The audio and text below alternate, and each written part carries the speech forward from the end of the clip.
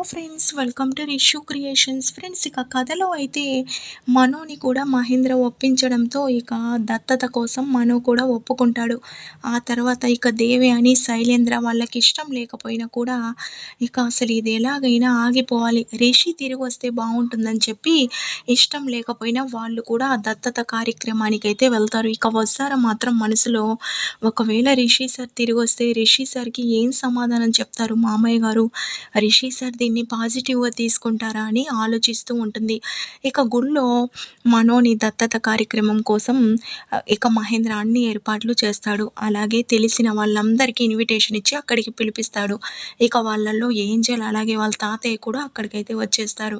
ఇక అనుపమ మాత్రం మహేంద్ర ఎందుకు ఇంతలా ఆరాట పడుతూ మనోని దత్తత తీసుకుంటున్నాడు? ఒకవేళ నిజంగానే మహేంద్రకి ఏదన్నా తన కొడుకని మనో తెలిసిందా? ఒకవేళ నిజం తెలిసుంటే దత్తత తీసుకోవాల్సిన అవసరం ఏముంది? మనో తన కన్న కొడుకే కదా!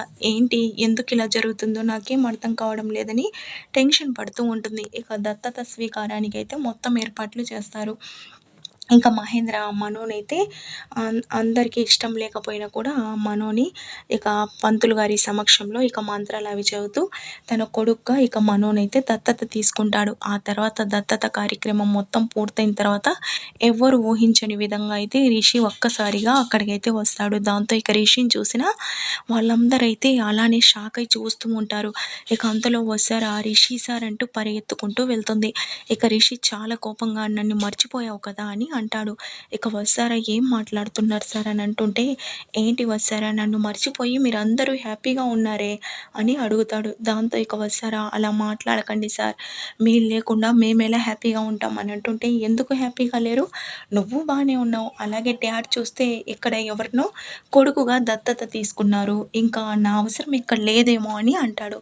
ఆ తర్వాత ఇక మహేంద్ర, నాన్న అలా మాట్లాడకు, జరిగినవన్నీ నీకు తెలిసాక అసలు నిజమేంటో తెలుస్తుందని అంటాడు. ఇక రిషి, నేనింకా ఏం నిజం తెలుసుకోవాలి డ్యాడ్ అని అంటుండగా ఇక దేవి అని ఎప్పుడెప్పుడు ఇక వాళ్ళ పైన చాడీలు చెప్పడానికి రెడీగా ఉంటుంది కదా! ఇక శైలేంద్ర, ఇది మన మంచికే ఏమో, రిషి తిరిగొచ్చాడు, ఇప్పుడు రిషికి లేనిపోనివన్నీ చెప్పాలి అని చెప్పి, నాన్న రిషి నేను చెప్తూనే ఉన్నాను నువ్వు తిరిగొస్తే రిషికి ఏం సమాధానం చెప్తామని, కానీ మీ నాన్న వినలేదు.